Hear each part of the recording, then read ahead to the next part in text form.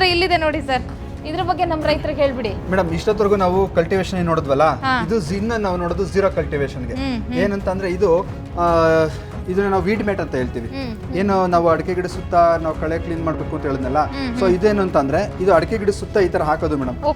ಈ ಮಧ್ಯದಲ್ಲಿ ಅಡಿಕೆ ಗಿಡ ಬರುತ್ತಲ್ಲ, ಸುತ್ತ ಯಾವುದೇ ರೀತಿ ಕಳೆಗಳು ಬೆಳೆಯೋದಿಲ್ಲ. ನಿಮ್ಗೆ ಏನಿಲ್ಲ ಅಂತಂದ್ರೆ 2 ರಿಂದ 3 ವರ್ಷ ಈ ವೀಡ್ ಮ್ಯಾಟ್ ಬರುತ್ತೆ. ನಾವು ನೀಟಾಗಿ ಕಾಪಾಡ್ಕೋಬೇಕಷ್ಟೇ. ಅಂದ್ರೆ ಏನು ಟ್ರಾಕ್ಟರ್ಗಳನ್ನ ಓಡಾಡಕ್ ಬಿಡದಂಗೆ, ಏನೋ ಚುಚ್ಚದಂಗೆ ಮಾಡ್ಕೋಬಹುದು. ಅಂದ್ರೆ ಇದರಲ್ಲಿ ಹಂಗಂದ್ಬಿಟ್ಟು ನೀರ್ ಸಪ್ಲೈ ಆಗಲ್ವಾ ಅಂತ ಕೇಳ್ಬಿಡಿ. 100% ನೀರು ಮತ್ತೆ ಗಾಳಿ ಸಪ್ಲೈ ಆಗೇ ಆಗುತ್ತೆ. ಇಲ್ಲ ಅಂತಂದ್ರೆ ಗಿಡಗಳು ಉಳಿಯೋದಿಲ್ಲ. ನೀರು ಹೋಗುತ್ತೆ ಒಳಗಡೆ, ನೀರು ಹೋಗುತ್ತೆ, ಗಾಳಿ ಹೋಗುತ್ತೆ ಒಳಗಡೆ.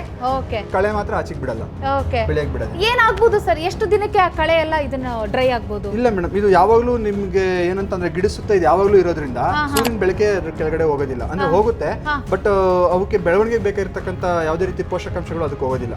ಸೊ ಹಾಗಾಗಿ ಇದು ಗಿಡ ಸುತ್ತ ಇರೋದ್ರಿಂದ ಇದು ವೀಡ್ ಮ್ಯಾಟ್ ಕಳೆನ ಕಂಟ್ರೋಲ್ ಮಾಡುತ್ತೆ. ಅಂದ್ರೆ ಮೂಲ ಬೆಳೆಗೆ ಏನು ಹಾನಿ ಆಗಂಗಿಲ್ಲ. ಅಂದ್ರೆ ಈ ಸುತ್ತಮುತ್ತ ಏನಂತಂದ್ರೆ ನೀರು ಗಾಳಿ ಅವಕ್ಕೆ ಸರಿಯಾಗಿ ಸೂರ್ಯನ ಬೆಳಕು ಸಿಗದೇ ಇದ್ದಾಗ ಸುತ್ತಲಿರುವಂತ ಆ ಭೂಮಿಯಿಂದ ಮೂಲ ಬೆಳೆಗಳಿಗೆ ಯಾವುದೇ ರೀತಿಯ ಡ್ಯಾಮೇಜ್ ಆಗೋದಿಲ್ಲ. ಯಾವುದೇ ರೀತಿ ಡ್ಯಾಮೇಜ್ ಆಗೋದಿಲ್ಲ. ಏನಕ್ಕೆ ಅಂತಂದ್ರೆ ಮೂಲ ಬೆಳೆದು ಸುಳಿ ಮೇಲ್ಗಡೆ ಇರುತ್ತೆ. ಅದನ್ನ ಏನು ಸೂರ್ಯನ ಬೆಳಕನ್ನ ಹೀರ್ಕೊಳ್ಳೋ ಪೋಷಕಾಂಶಗಳನ್ನ ಹೀರ್ಕೊಳ್ಳೋ ಎಲೆಗಳು ಇರ್ತವೆ, ಅದನ್ನ ಮೇಲೆ ಇರ್ತವೆ. ಇದು ಅದು ಕಾಂಡದ ಸುತ್ತ ಅಂದ್ರೆ ತಳಭಾಗದ ನೆಲದ ಮೇಲ್ಗಡೆ ಇರುತ್ತೆ.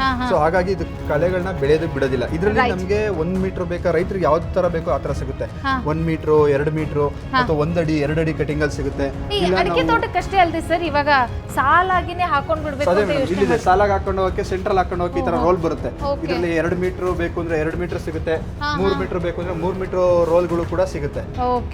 ಇನ್ನ ಅದೇ ರೀತಿ ಇದು ಬಂದು ಮಲ್ಚಿಂಗ್ ಪೇಪರ್ ಅಂತ. ಮಲ್ಚಿಂಗ್ ಪೇಪರ್ ಏನು ಟೊಮೊಟೊ ಹಾಕಿದೀವಿ ನಾವು, ತರಕಾರಿಗಳು ಹಾಕಿದೀವಿ, ಅದಕ್ಕೆ ನಾವು ಮಲ್ಚಿಂಗ್ ಪೇಪರ್ ಹೋಲ್ ಮಾಡಿ ಏನು ಬೆಳೆಗಳನ್ನ ಹಾಕಕ್ಕೆ, ತರಕಾರಿಗಳನ್ನ ಹಾಕಬೇಕಿರ್ತಕ್ಕಂಥ ಮಲ್ಚಿಂಗ್ ಪೇಪರ್ ಸಿಗುತ್ತೆ. ಸರ್ ಇದಕ್ಕೆ ಕಾಸ್ಟ್ ಜಾಸ್ತಿ ಅಂತ ಹೇಳ್ತಾರಲ್ಲ ಸರ್, ಈ ವೀಡರ್ ಮ್ಯಾಟ್ ಗೆ ರೈತರು ಕಳೆನಾಶಕ ತಂದು ಅದನ್ನ ತೋಟಗಳಿಗೆ ಹಾಕಿ ಬೆಳೆ ಹಾಳು ಮಾಡ್ಕೊಳ್ಳೋದು ನೋಡ್ಕೊಂಡ್ರೆ ಅದ್ರ ಮುಂದೆ ಇದ್ರ ರೇಟ್ ಏನೇನೂ ಅಲ್ಲ, ತುಂಬಾ ಕಡಿಮೆನೇ ಆಗುತ್ತೆ.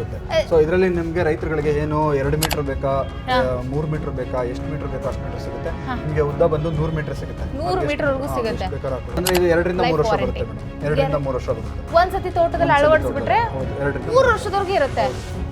ಅದ್ರ ಮಧ್ಯೆ ನಾವು ಟ್ರ್ಯಾಕ್ಟರ್ ಟ್ರ್ಯಾಕ್ಟರ್ ಓಡಿಸ್ದಲ್ಲೇ ಇದ್ದು ನೀಟಾಗಿ ಕಾಪಾಡ್ಕೊಂಡು ಅಂತಂದ್ರೆ 2 ರಿಂದ 3 ವರ್ಷ ಬರುತ್ತೆ. ಓಕೆ ಸರ್, ಇನ್ನೊಂದು ಈಗ ಯಾವ ಭೂಮಿಗೆ ಹಾಕಿರ್ತೀವಲ್ಲ ಆ ಭೂಮಿ ಏನಾದ್ರೂ ಗಟ್ಟಿ ಆಗುವಂಥದ್ದು, ಫಲವತ್ತಾಗುವಂಥದ್ದು ಆ ಥರದ್ದೇನು ಆಗಂಗಿಲ್ಲ. ಸಮಸ್ಯೆ ಅದ್ರ ಕಂಡೀಷನ್ ಹಾಳಾಗೋದಿಲ್ಲ ಅಂತ? ಏನೂ ಆಗೋದಿಲ್ಲ. ಇನ್ನು ಮೃದುವಾಗೇ ಇರುತ್ತೆ. ಮೃದುವಾಗಿರುತ್ತೆ. ಓಕೆ, ಇನ್ನಷ್ಟು ಕಾಂಪೋಸ್ಟ್ ಆಗ್ಬೋದಲ್ವಾ ಅಂತ? ಆಗುತ್ತೆ. ಯಾಕೆಂದ್ರೆ ಇದು ಬೆಳೆನ ಬೆಳೆಯಕ್ಕೆ ಬಿಡೋದಿಲ್ವಲ್ಲ, ಅದು ಅಲ್ಲೇ ಹಾಗೆ ಕೊಳೆತು ಅಲ್ಲೇ ಗೊಬ್ಬರ ಆಗೋ ಚಾನ್ಸಸ್ ಕೂಡ ಇರುತ್ತೆ. ಓಕೆ.